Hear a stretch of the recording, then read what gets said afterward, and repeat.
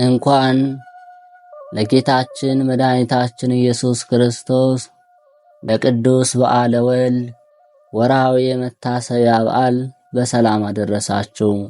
የተከበራችሁ የልዑል እግዚአብሔር ቤተሰቦች፣ የቅድስት ድንግል ማርያም የአስራት ያደራ የበኩራት ልጆች፣ የቅዱሳን ወዳጆች፣ በሀገር ውስጥም በሀገር ውጭም ያላችሁ የማኅደር ሚዲያ ተከታታዮች በኢየሱስ ክርስቶስ ፍጹም ሰላምታ ሰላም እላችኋለሁ። የአምላካችን የእግዚአብሔር ስሙ የተመሰገነ ይሁን። አትለይም የእናታችን የድንግል ማርያም ለስም አጠራሯ ክብርና ምስጋና ይግባት። ቅዱሳን መላእክት፣ ቅዱሳን ጻድቃን፣ ቅዱሳን ሰማዕታት እንደየተሰጣቸው ጸጋና ክብር ስማቸው ከፍ ከፍ ያለና የተመሰገነ ይሁንልን። ከዚህ በመቀጠል የጌታችን መድኃኒታችን ኢየሱስ ክርስቶስ ቅዱስ በዓለ ወልድ ድርሳነ ሜላድ የተሰኘ መጽሐፍ የግንቦት ወርን እናሰማለን። አንድ አምላክ በሚሆን በአብ በወልድ በመንፈስ ቅዱስ ስም በቅድስት ሥላሴ እያመንሁና እየተማጸንሁ በዚች በእናቴ ቤተ ክርስቲያን ፊት ሰይጣን ሆይ እክድሃለሁ። ለዚህም ምስክሬ ጽዮን ድንግል ማርያም ናት፣ ለዘላለም አሜን።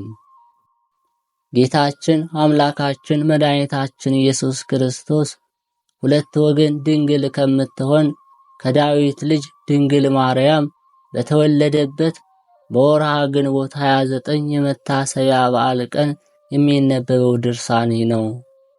እመቤታችንም በአማላጅነቷ ከድንገተኛ ሞትና ከሲኦል እሳት ለዘላለሙ ታድነን፣ አሜን። መሰረታቸው በሃይማኖት ዓለት ላይ ወደ ተመሰረተላቸው ተራሮችና ኮረብታዎች ዓይኖቼን አነሳሁ።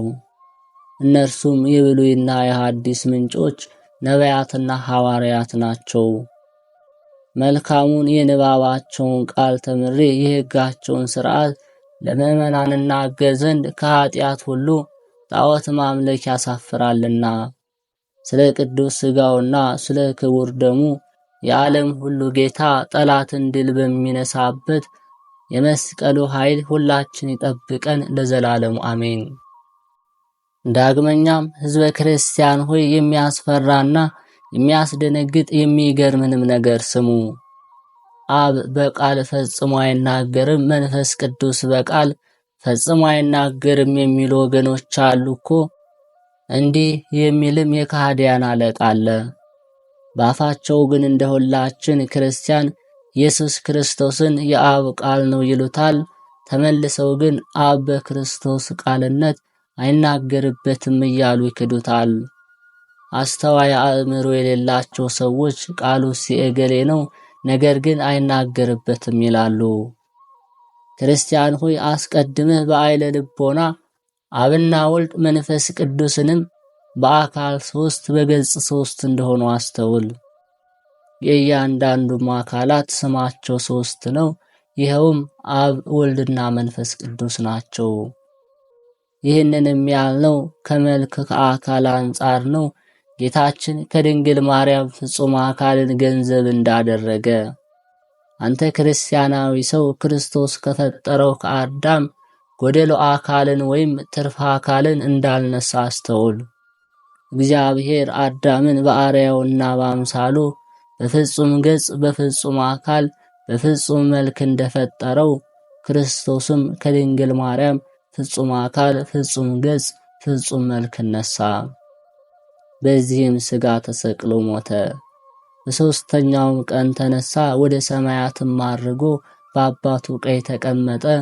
ነገር ግን አብና መንፈስ ቅዱስ ሥጋ አልለበሱም። በአዳም ላይ ያለው መልክ ሁሉ በአብ በወልድና በመንፈስ ቅዱስ አለ። ራስም ቢሆን ገጽም ቢሆን ጆሮችና ዓይኖችም ቢሆኑ አፍንጫና ከንፈርም ቢሆን እጆችና እግሮች ቢሆኑ ለአብ ለወልድ ለመንፈስ ቅዱስ ሙሉ አካል ናቸው። ሃይማኖታቸው ቀና 318ቱ ሊቃውንት አባቶቻችን እንደተናገሩ ለእግዚአብሔር ዓይኖችና ጆሮዎች፣ እግሮችና እግሮች፣ ሌሎችም የቀሩት አካላት እንዳሉት እናምናለን። ስለ ልብም ሆህተ ፀሐይ በተባለው መጽሐፍ አስቀድመን እንደጻፍ ነው የአብ የወልድ የመንፈስ ቅዱስ ልባቸው አንድ ነው። ይህም አብ ነው። ሐሳባቸው አንድ ነው። ምክራቸው አንድ ነው። መንግስታቸው አንድ ነው። ግዛታቸው አንድ ነው። ይህንንም የመሰለው ሁሉ የሥሉስ ቅዱስ የመለኮታቸው አንድነትን ያስረዳል። አብ በአካሉ በገጽ በፍጹም መልክ ነው። ስሙም እግዚአብሔር ይባላል። ወልድም በአካሉ በገጽ በመልኩም ፍጹም ነው። እግዚአብሔር ይባላል። መንፈስ ቅዱስም በአካሉ በገጹ በመልኩ ፍጹም ነው። እግዚአብሔር ይባላል። ነገር ግን ሦስት እግዚአብሔር አይባልም። አንድ እግዚአብሔር፣ አንድ አምላክ፣ አንድ ፈጣሪ ይባላል እንጂ። በኦሪትና በነቢያት በወንጌልና በሐዋርያት እንዲህ ተብሎ እንደተናገረ እስራኤል ሆይ ስማ፣ ፈጣሪ እግዚአብሔር አንድ ነው። እኚህ አንድ ሲሆኑ ሦስት ሲሆኑ አንድ በአካላት ሦስት ሆኑ፣ በመለኮት አንድ ሆኑ። አብ ወልድ መንፈስ ቅዱስ ናቸው። አንድ ሲሆኑ ሦስት ሲሆኑ አንድ የሚሆኑ። ይህ ግን ለፍጡር አይቻለውም፣ ሁሉን ለሚያሸንፍ ለእግዚአብሔር ነው እንጂ። የወልድና የመንፈስ ቅዱስ ልባቸው ሁለት ወይም ሦስት አይደለም፣ ልባቸው አንድ ነው እንጂ። ይኸውም አብ ነው። የአብና የመንፈስ ቅዱስ ቃላቸው ሁለት ወይም ሦስት አይደለም፣ ቃላቸው አንድ ነው እንጂ። ይኸውም ወልድ ነው። የአብና የወልድ እስትንፋሳቸው ሁለት ወይም ሦስት አይደለም፣ አንድ እስትንፋስ ነው እንጂ።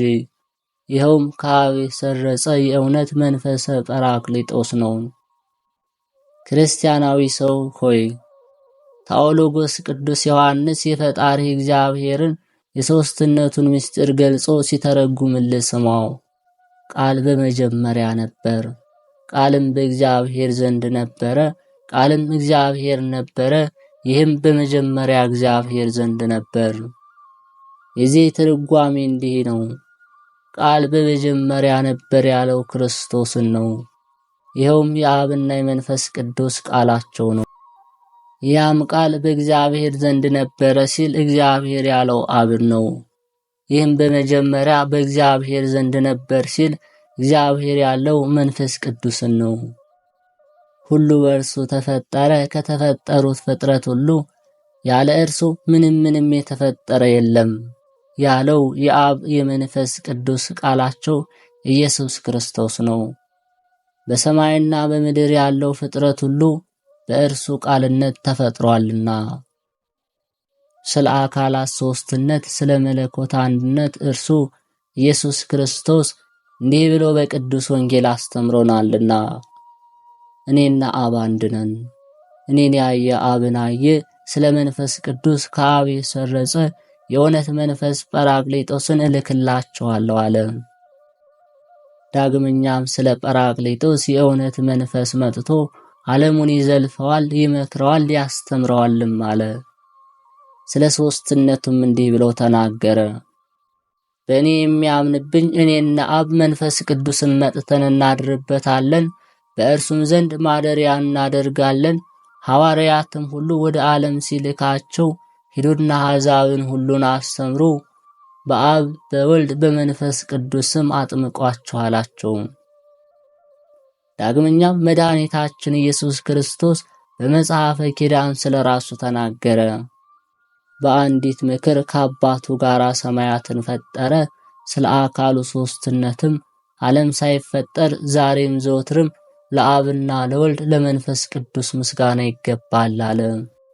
ዳግመኛም አባቶቻችን ሐዋርያት በጉባኤያቸው ሃሌሉያ አሉ። ይህም ያለና የነበረ እግዚአብሔርን እናመስግነው ማለት ነው። በአንዲት ቃል ዓለምን የፈጠረ እርሱ ፈጽሞ የተመሰገነ ነው። ክርስቲያናዊ ሰው ሆይ ስለ ቀዳማዊ ቃል ስም ልንገርህ። አባቶቻችን ሐዋርያት በዲድስቅልያ ኢየሱስ ክርስቶስ የስሙ መጀመሪያ የውጥ ናት አሉ። ይህችውም በደብረ ሲና በድንጋይ ጽላት ላይ በእግዚአብሔር ጣቶች የተጻፉ 10 ቃላት ናት። ሐዋርያት ቀዳማዊ ቃልን በ10 ቃላት በጠቅላይ ስማቸው የውጣ ስለምን አሉት? አብና መንፈስ ቅዱስ በአካላዊ ቃላቸው ኢየሱስ ክርስቶስ 10ሩን የኦሪት ቃላት ተናግረዋልና። በአምደ ደመና ላይ ሆነው በደብረ ሲና ለነቢዩ ሙሴ እንዲህ አሉት። አንደኛው ቃል ይህ ነው፣ እስራኤል ሆይ ስማ፣ ፈጣሪ እግዚአብሔር አንድ ነው። ከኔ በቀር ሌላ አምላክ አታምልክ። ሁለተኛው ቃል የፈጣሪ የእግዚአብሔርንም ስም በሐሰት አትጥራ። ሶስተኛውም ቃል የአምላክን ሰንበት አክብር። አራተኛውም ቃል አባትና እናትህን አክብር። አምስተኛውም ቃል ነፍስ አትግደል። ስድስተኛውም ቃል አታመንዝር። ሰባተኛውም ቃል አትስረቅ። ስምንተኛውም ቃል በባልንጀራ ላይ በሐሰት አትመስክር። ዘጠነኛውም ቃል የባልንጀራህን ሚስት አትመኝ። አስረኛውም ቃል ባልንጀራህን እንደራስህ ውደድ። አብ ከመንፈስ ቅዱስ ጋር በቀዳማዊና በአካላዊ ቃሉ ኢየሱስ ክርስቶስ ቃልነት እነዚህን 10ሩን ቃላተ ኦሪት ተናግሯልና። ስለዚህ የኢየሱስ ክርስቶስ የመጀመሪያ ስሙ የውጣ ነው ተባለ። ለአብና ለመንፈስ ቅዱስ የሚናገሩት ሌላ ቃል የላቸውምና ከአንድ ቃል በቀር ይኸውም ኢየሱስ ክርስቶስ ነው። ንጉሥ ዳዊት በፊታቸው ስሙ የከበረ ነው እንዳለ ቀዳማዊ ቃል ጌታችን ኢየሱስ ክርስቶስም በማቴዎስ ወንጌል መልኳ ቅርጿ አንዲት የምትሆን የውጣ ከኦሪት ከነቢያት ተለይታ አታልፍም ብሎ ቅዱስ ስሙን አከበረው። በሌላ ትርጓሜ መንገድ 10ሩ ቃላት የውጣ ይሰኛሉ፣ ኦሪትም ይባላሉ።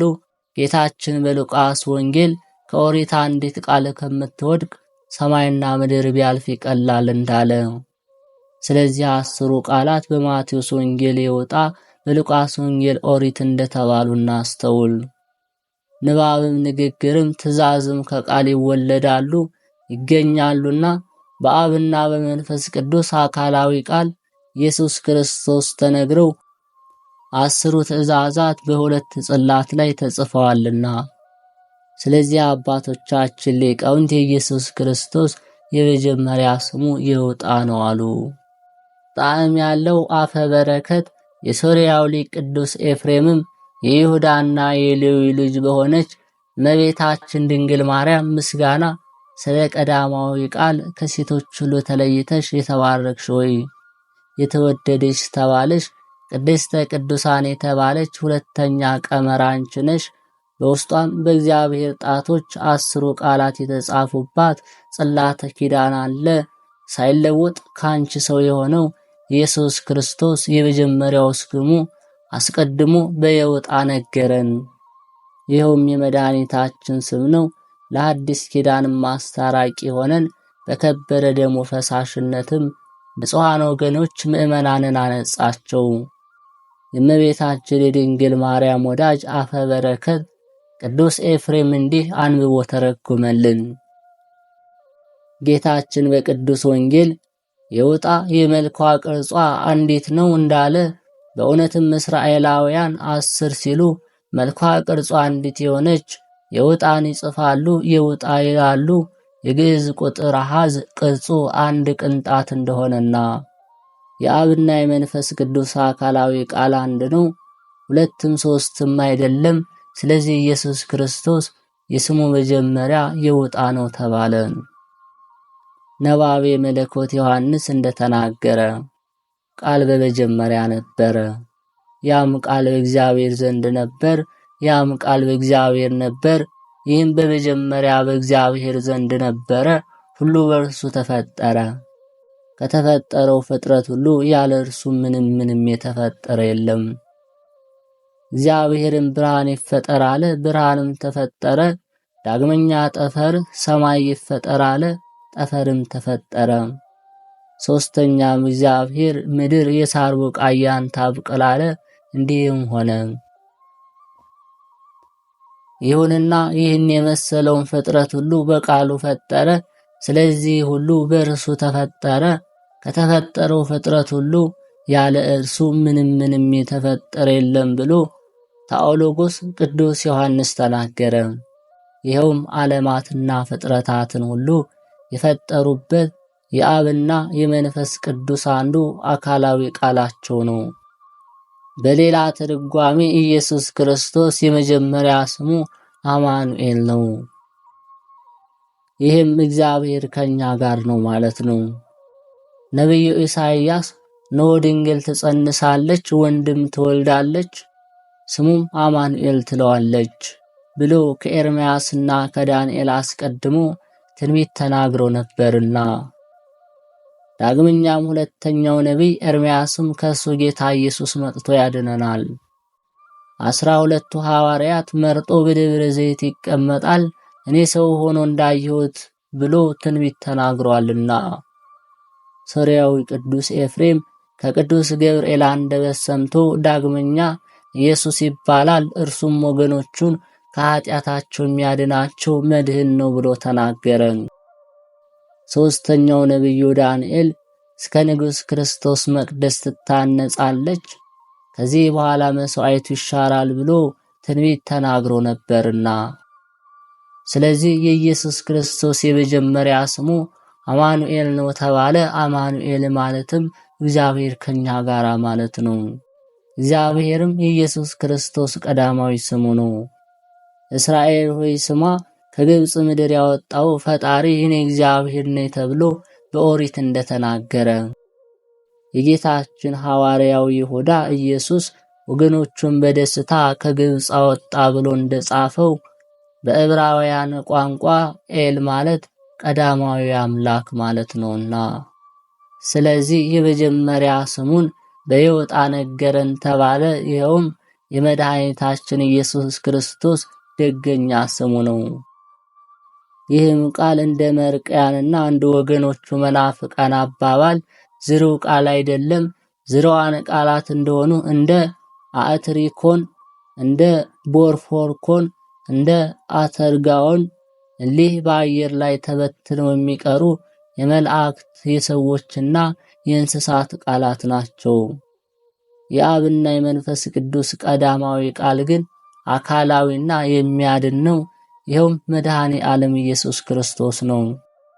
መልአከ ብስራት ቅዱስ ገብርኤል ለመንጋ ጠባቂዎች እረኞች እነሆ መድህን በዳዊት ሀገር ቤተልሔም ተወልዶላቸዋልና ይኸውም ብሩክ ጌታ ክርስቶስ ነው ብሎ እንደነገራቸው፣ ስለ ቃልነቱ ጌታችን በመጽሐፈ ኪዳን የአብ ቃል ቀዳማዊ ወልድ ዋህድን እናመስግን አለ። ዳግመኛ አካላዊ ቃሉ በቅዱሳን አድሮ የሚኖር ነው አለ። ሦስተኛም የአምላክ ቃሉ የተከናወነ ነው አለ። በወንጌል የምትሰሙት ቃል የላከኝ የአብ ቃል ነው አለ። በኋላዬ ታላቅ ቃልን ሰማሁ ብሎ ስለ ቃለ እግዚአብሔር ምስክር የሆነ ወልደ ነጎድጓድ ቅዱስ ዮሐንስም ስለ እርሱ ከኔ ጋር የሚነጋገረውን ቃለ ሰማ ዘንድ ተመለሰው። በተመለሰው ጊዜም እነሆ የሰባት ወርቅ መቅረዞች አየው። በመቅረዞች መካከል የሰው ልጅ ነጭ ልብስ ለብሶ ነበር። ከአንደበቱም አሕዛብን የሚቀጣበት ሁለት አፍ ያለው ሰይፍ ነበር። እርሱም ምዕመናንን በብረት ዘንግ ይጠብቃቸዋል። ባየሁትም ጊዜ በግንባሬ ወደቅሁ። በእጁም ይዞ አነሳኝ። አትፍራ፣ ፊተኛውና ኋለኛውን እኔ ነኝ አለኝ ብሎ መሰከረ። ስለ አብና ስለ ወልድ ስለ መንፈስ ቅዱስ ስለ መለኮታዊ አንድነትም ጌታችን በቅዱስ ወንጌል ለቅዱሳን ሐዋርያት እኔና አብ አንድ ነን፣ እኔን ያየ አብን አየ፣ በሄድሁም ጊዜ ከአብ የሚወጣ ጰራቅሊጦስን እልክላችኋለሁ፣ እርሱም መጥቶ ሁሉን ያስተምራችኋል አለ። ስለ ብርሃንም አቡ ቀለምሲስ ቅዱስ ዮሐንስ ዳግመኛ ብርሃን ወደ ዓለም መጣ አለ። ይኸውም ለሰው ሁሉ የሚያበራ የእውነት ብርሃን ነው። እርሱም በዓለም አለ፣ ዓለምን በእርሱ ተፈጠረ አለ። እርሱም በአካል ሦስት በመለኮት አንድ የሆነ እግዚአብሔር ነው። አብ ብርሃን ነው፣ ወልድ ብርሃን ነው፣ መንፈስ ቅዱስ ብርሃን ነው። እርሱም የጽድቅና የሕይወት ብርሃን ነው። የአብና የወልድ የመንፈስ ቅዱስ ብርሃንነትም ሁለትም ሦስትም አይደለም። የተሰወረውን የሚተረጉም ቅዱስ ጎርጎርዮስና ሊቀ ጳጳሳት ሳዊሮስ እንደተናገሩ አንድ ብርሃን ነው እንጂ። በቀደመችው ሕገ ኦሪትም ስለ ሰንበትና ስለ ክብሯ እንዲህ ተጽፏል። ከሕገ ኦሪት ሦስተኛ ትእዛዝ የሰንበትን ቀን ትቀድሳት ዘንድ አስብ አለ። 6 ቀን ሥራህን ሥራ፣ ግዳጅንም ሁሉ ፈጽም። 7ተኛይቱ ቀን ግን የፈጣሪ እግዚአብሔር ሰንበት ናት።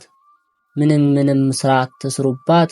አንተም ወንድ ልጅም ቢሆን ሴት ልጅም ብትሆኚ፣ አህያም ቢሆን በሬም ቢሆን በአንተ ዘንድ ያለ መጻተኛ ቢሆን እግዚአብሔር በ6ቱ ቀን ሰማይና ምድርን ባህርና በውስጧ ያለውን ሁሉ ፈጥሮ በ7ተኛዋ ቀን አርፎባታልና፣ ስለዚህ እግዚአብሔር 7ተኛዋን ቀን ባርኳታል ቀድሷታልም። ሰንበትን የማያከብር ሁሉ ፈጽሞ ይሙት። ሰንበትን በሻረው በሰለጰዓድ እንደተደረገው ከዕለታቱ አንዱ እስራኤል በሰንበት ቀን እንጨት ሲለቅም ስለ በዓድን አገኙ። ይፈርዱበትም ዘንድ ወደ መስፈናቸው ነቢዩ ሙሴ ወሰዱት። ነቢዩ ሙሴም ስለ በዓድ ፍርድ ወደ እግዚአብሔር አመለከተ። እግዚአብሔር ለነቢዩ ሙሴ ሌላውን አይቶ እንዲፈራ ሰንበትን ሲሽር ያዩት የእስራኤል ወንዶች ሁሉ ከከተማ ውጭ አውጥተው ድንጋይ ይጣሉበትና ይግደሉት፣ በዚያ ይሞት አለው። በድንጋይም ደበደቡት፣ በዚያ ሞተ። ስለዚህ የእስራኤል ወገኖች ሁሉ ፈሩ፣ ሰንበትንም አከበሩ።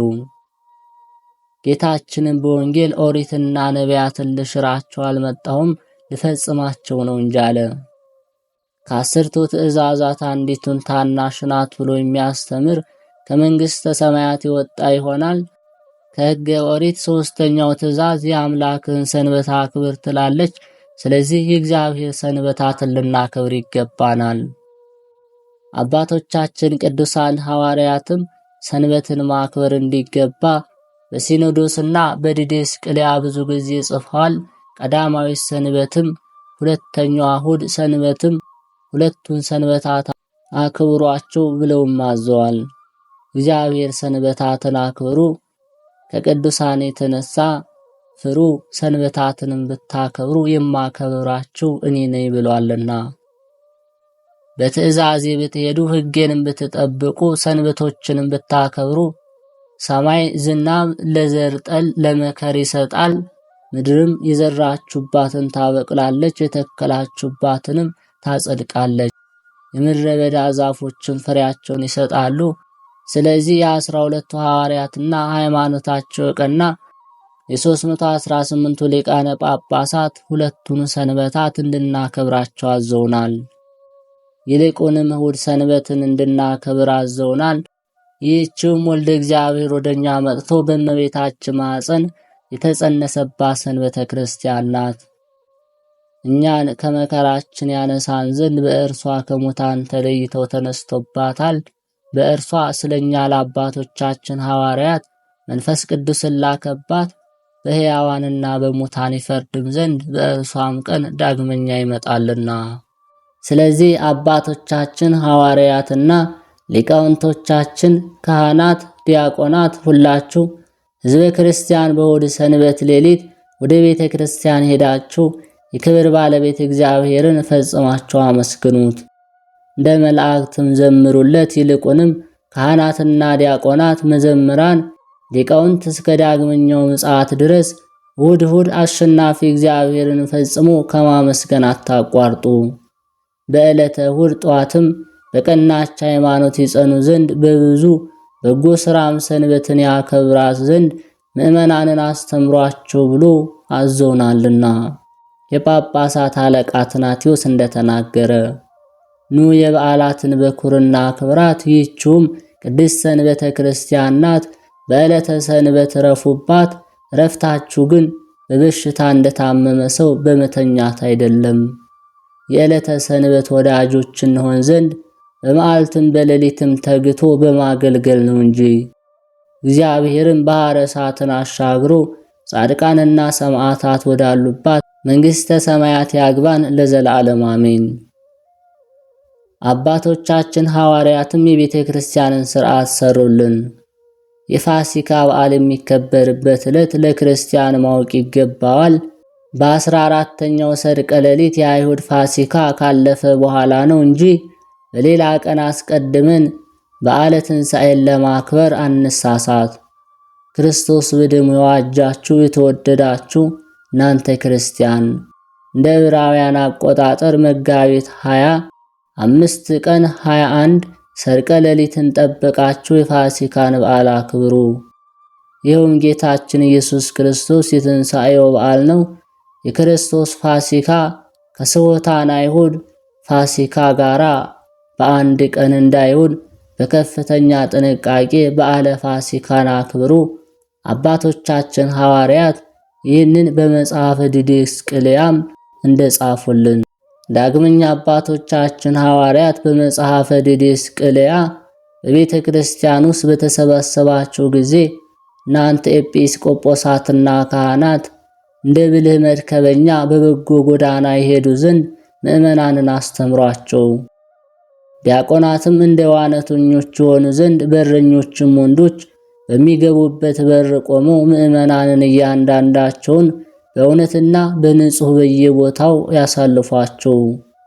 ዲያቆናዊ ሴትም ሴቶች በሚጸልዩበት ቦታ ለብቻቸው ታሳልፋቸው። ሕዝቦችም በፍጹም ፍርሃት ይቁሙ፣ ሴቶችም ለብቻቸው በጸጥታ ይቁሙ ብለው አስተምረውናል። የጳጳሳት አለቃ አትናቴዎስ እንደተናገረ ኑ የበዓላትን በኩርና ክብራት፣ ይህችውም ቅድስት ሰንበተ ክርስቲያን ናት። በዕለተ ሰንበትም እረፉባት። እረፍታችሁ ግን በበሽታ እንደታመመ ሰው በመተኛት አይደለም፣ የዕለተ ሰንበት ወዳጆች እንሆን ዘንድ በመዓልትም በሌሊትም ተግቶ በማገልገል ነው እንጂ። እግዚአብሔርም ባሕረ እሳትን አሻግሮ ጻድቃንና ሰማዕታት ወዳሉበት መንግሥተ ሰማያት ያግባል ለዘላለሙ አሜን። የኤጲስቆጶሱ መንበር የተሸለመ ይሁን። ካህናቱም በቀኙ በግራ የሚሰለፉ፣ ዲያቆናትን በተልእኮ ተዘጋጅተው ቀሚሳቸውን ታጥቀው ይቆሙ። አንባቢዎች ከፍ ባለ ቦታ ላይ ቆመው የኦሪትን የነቢያትና የኢዮብን የሰሎሞንን መጽሐፍ ያንብቡ። ከዚህ በኋላ ከመጽሐፍተ ሐዲሳት ከግብረ ሐዋርያት ተወዳጁ ቅዱስ ጳውሎስ ወደ አብያተ ክርስቲያናት ከላካቸው መልእክታት ያንብቡ። ዲያቆኑም ተነስቶ በመዝሙረ ዳዊት ይዘምር። ካህኑም ማቴዎስና ማርቆስ፣ ሉቃስና ዮሐንስ ከጻፉት ቅዱስ ወንጌልን ያንብብ።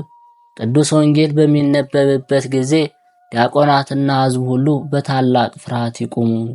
እስራኤል ሆይ ዝም ብለህ አድምጥ የሚል ጽሑፍ አለና ኤጲስቆጶስ ወይም አምላክ ያጻፋቸውን የመጽሐፍትን ትርጓሜ የሚያውቅ ካህን ምዕመናን በቀናች ሃይማኖት ጸንተው በጎ ሥራን አብዝተው ይሰሩ ዘንድ ቅዱስ ወንጌልን ተርጉሞ ያስረዳቸው። አባቶቻችን ቅዱሳን ሐዋርያትም 46ቱን መጽሐፍተ ብሉይ ጽፈው አስረከቡን። እሊህም የኦሪት የነቢያት መጽሐፍት ናቸው። 35ቱ መጽሐፍተ ሐዲሳት፣ እሊህም 4ቱ ወንጌላትና የሐዋርያት መልእክት ናቸው። ሁሉም 81 መጽሐፍት ናቸው። እሊህንም ሁሉ ጽፈው ለታላቁ ደቀ መዝሙር ቅዱስ ቀለሜንጦስ አስረከቡት። አባቶቻችን ቅዱሳን ሐዋርያትም ቃላቸውን በመፈጸም የዘላለም ሕይወት እናገኝ ዘንድ እንድንመራባቸው አዘዙን። 27ቱ መጽሐፍተ ሐዲሳት፣ 4ቱ ወንጌላትና የሐዋርያት መልእክታት ናቸው።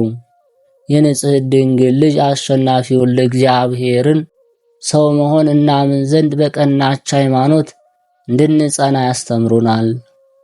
ስለ ሕንጸተ ቤተ ክርስቲያንና ስለ ሥርዓቱ ሁሉ ግን ጌታችን ከቅድስት ትንሣኤ በኋላ ለአባቶቻችን ሐዋርያት በሁለቱ መጽሐፍተ ኪዳን አስተማራቸው።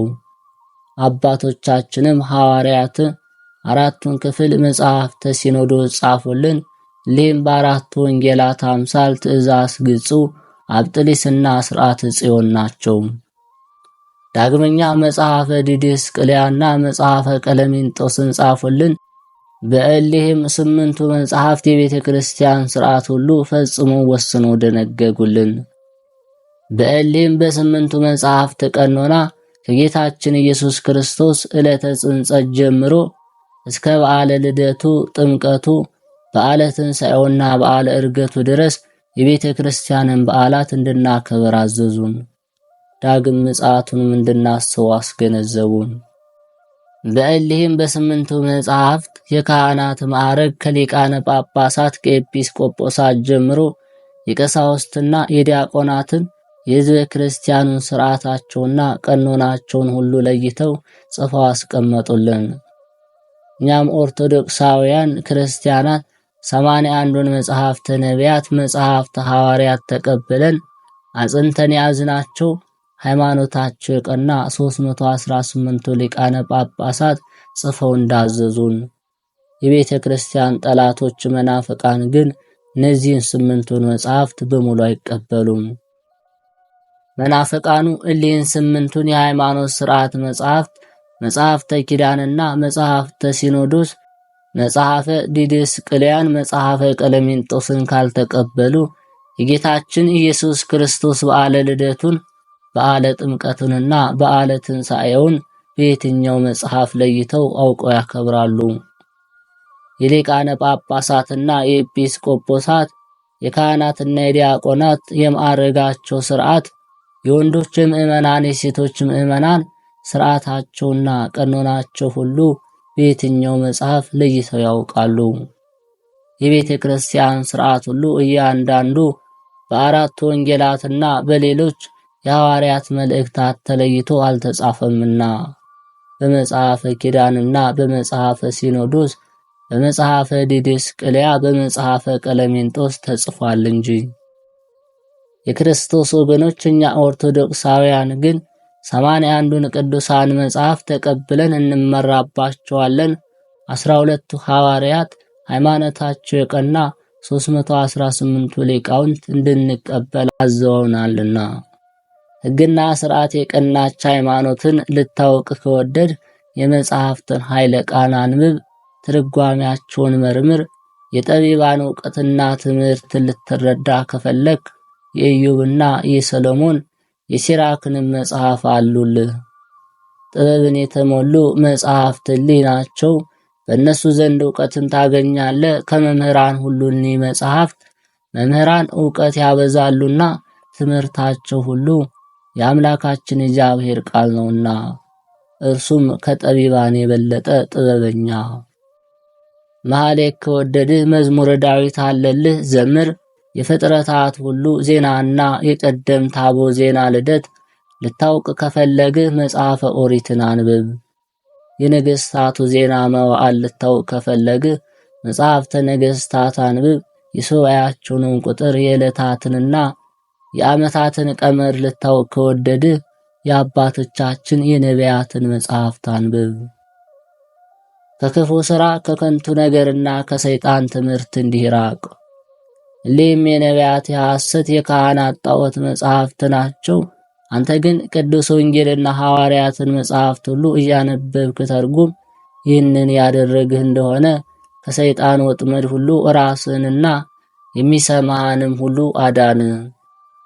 መድኃኒታችን ኢየሱስ ክርስቶስ ኦሪትና ነቢያትን ሊፈጽማቸው በዳግም ሕግም ያለውን ማሰሪያ ሽሮ ወደ መንፈሳዊ ትምህርት ሊመልሳቸው ነው እንጂ ሊሽራቸው አልመጣምና። በኦሪት ዘዳግም ያለውን ማሰሪያ ፈቶ አስወግዶም ሽሮ ወደ መንፈሳዊ ትምህርት ሊመልሳቸው ነው እንጂ። ስለዚህ ጌታችን ኢየሱስ ክርስቶስ የደከማችሁና ሸክም የከበዳችሁ ወደ እኔ ኑ እኔም አሳርፋችኋለሁ እያለ ይጠራችኋል።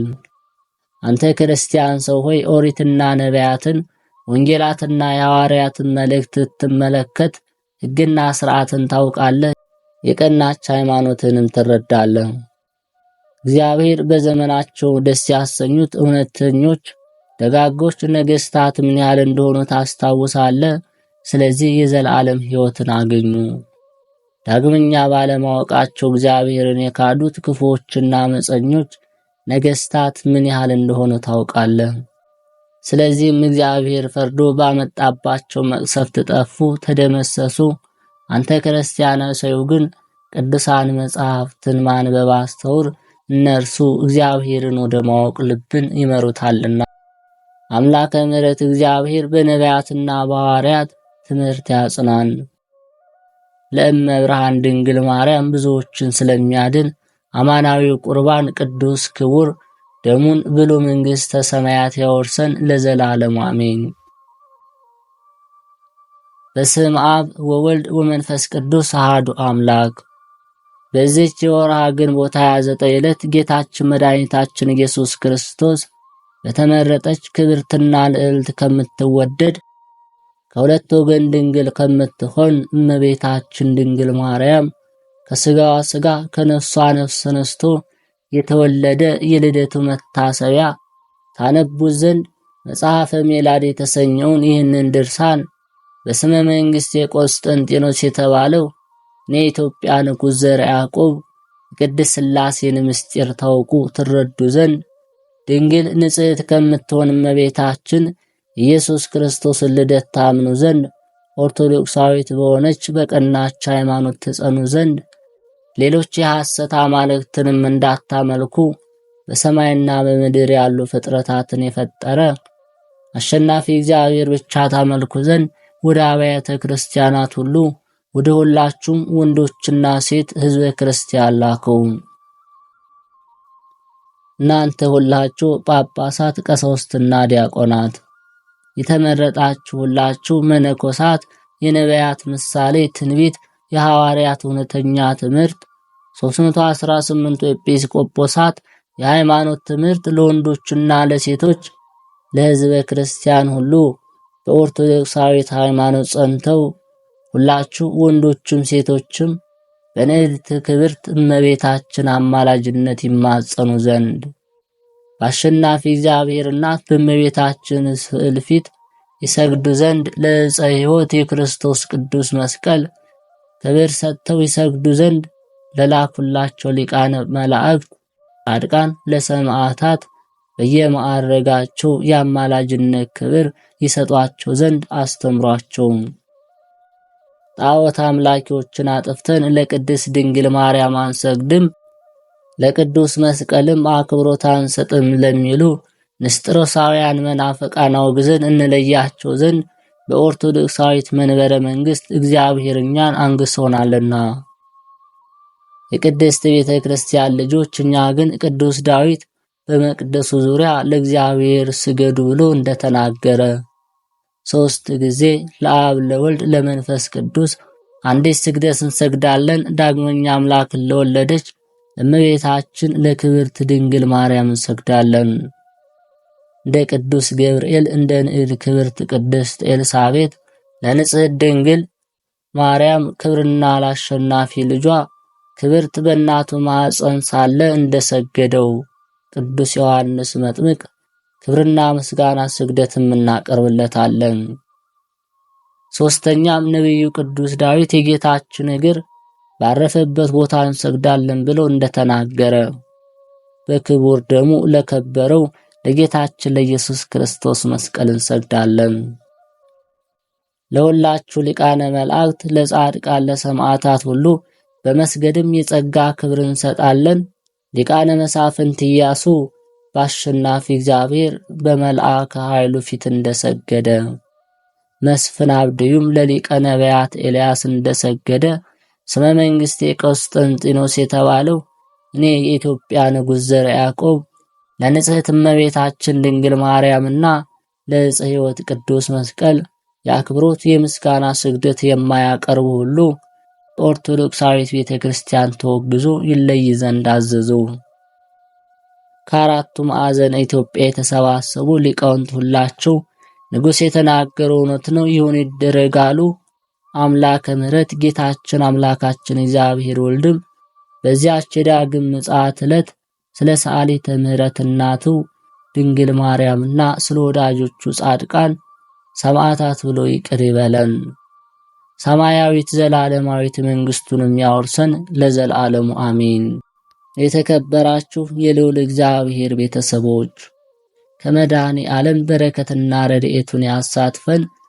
በምንሄድበት በምንጓዝበት ባለንበት ሁሉ ቅዱሳን መላእክትን ወደኛ ይላክልን። የማኅደር ሚዲያ ተከታታዮች ይህንን መንፈሳዊ ቻናል ለብዙ ሕዝበ ክርስቲያን ይዳረስ ዘንድ ሼር በማድረግ ሐሳብ አስተያየታችሁን ኮሜንት በማስፈር ለኛ ይጠቅመናልና ሐሳብ አስተያየት ከሌላችሁ አሜን ይሁን ይደረግ በማለት ቤተሰብ ያልሆናችሁ ሰብስክራይብ በማድረግ መንፈሳዊ ድጋፋችሁ አይለየን እንላለን።